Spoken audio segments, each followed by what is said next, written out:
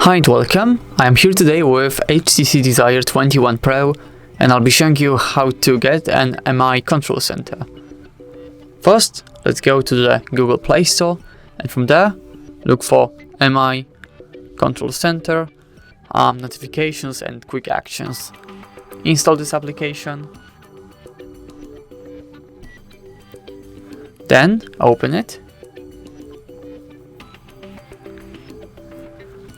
Now, of course, we have to give the application following permissions: dual SIM, accessibility, MI control center, use service, allow, notifications, MI control center, allow.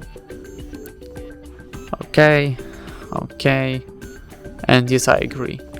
And now, if we did everything correctly, if we move our finger from top to the bottom, we should open the MI control center just like this. Yeah, as you can see, it's working. And that's everything for this video. Thank you so much for watching. Please leave a like on this video and subscribe to our YouTube channel.